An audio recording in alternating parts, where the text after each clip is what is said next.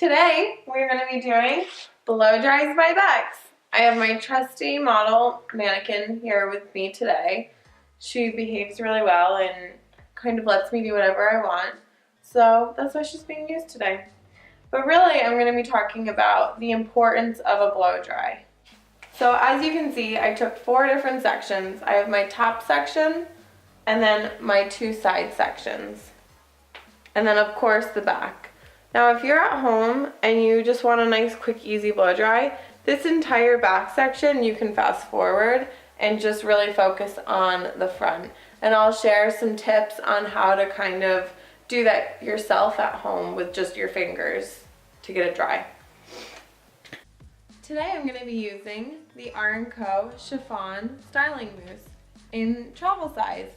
Since I'm always on the go doing on location work, the travel size R&Co is kind of my favorite.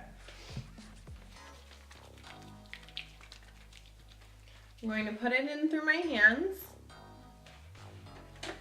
and then rake it through the hair from root to ends.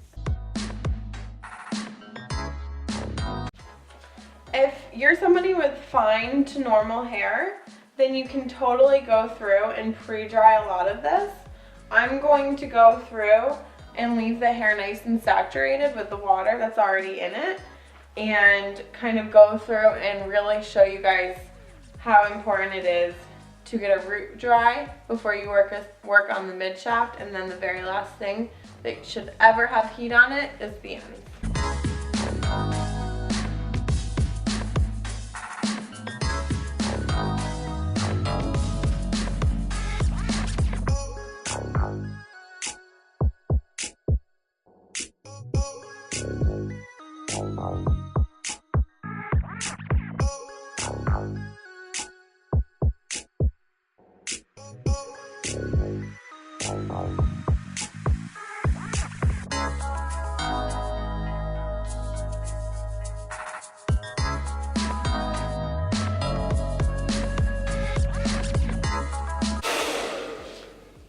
So now that I've dried from the nape up to the parietal ridge, I am now going to take this section right here because that's where we're going to start to build that volume.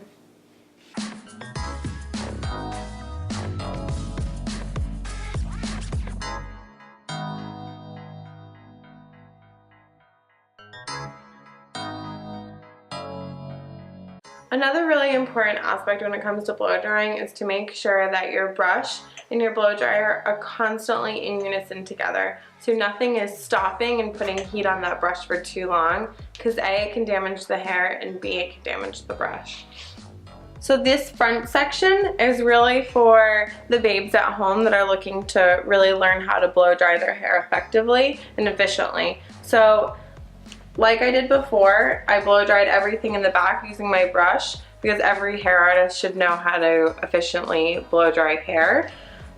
You can use your fingers, and your fingers can act as the brush, just as long as you're still keeping in mind that you need to blow dry the roots first, the mid shaft, and then the very last thing you should put heat on are the ends. But if you have long hair, you can pull it through and kind of round brush it under and out.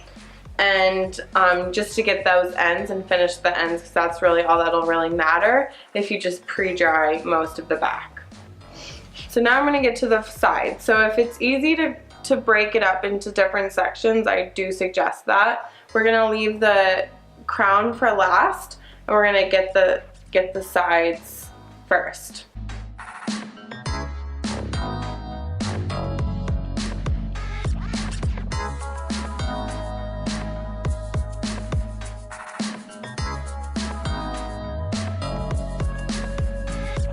So there's 2 different ways that we can section the crown of the hair. We could bring this forward, and if you're a hairstylist, especially if this client is just finished with color, I always recommend to blow dry the front first so the client can really see how they like their color.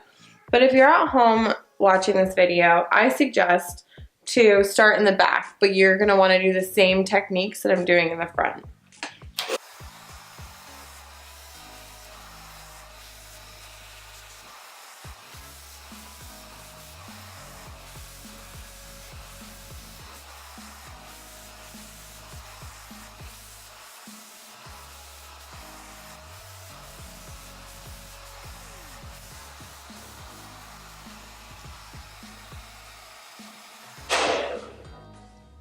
Now to finish my blow dry, I'm going to use the cool setting on my blow dryer to seal the cuticle at the end. Sealing the cuticle is going to add shine and really finish the overall look of your blow dry. So that's behind the chair or at home. Ta-da!